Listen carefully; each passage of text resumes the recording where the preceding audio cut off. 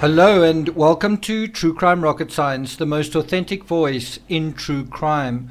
Well, news just in, Dave Rader, the director of Equusearch from the Midwest, will be returning to Hawkins County, so they're not coming for the first time. They'll be returning on this coming weekend, July the 24th. Basically a month and is it about 2 weeks, about 9 days following Summer's disappearance from Ben Hill Road, that sort of area. And something that is really interesting is the statement that Raiders made. He said, "This is an ongoing investigation." He says, "If you see any of our teams out and about, please do not convey via social media or other outlets where you may have seen our searches taking place. It's very important for the integrity of the case." And what do you think that means? What do you think is meant by this kind of admonition?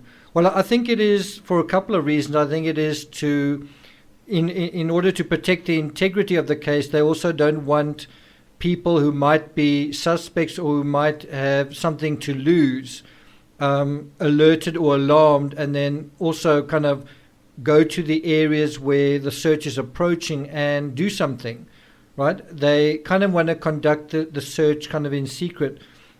Now, one thing that I find a little bit strange is by publicizing the search, I don't know whether you're not going to do that anyway. I mean, what is going to happen between now and July the 24th, right?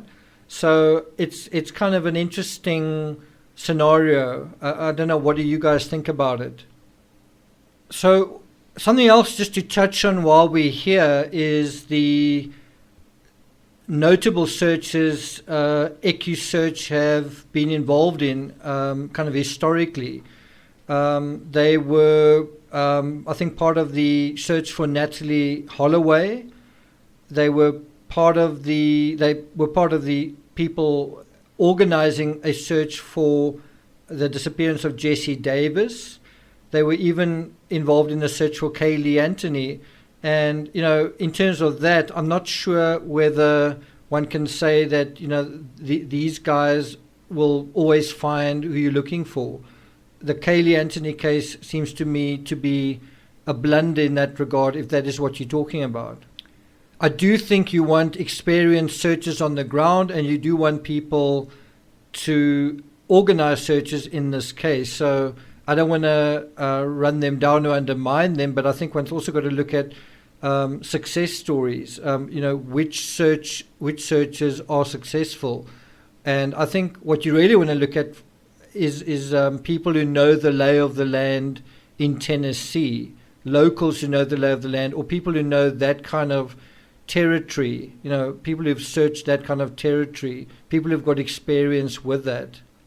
So this is just a short little news bulletin dealing with that. I'll put a link to the original article from WJHL in the description so you can check it out. You can also link through to the Equusearch Facebook page. Go and check it out there. Thank you for listening, and I'll see you guys next time.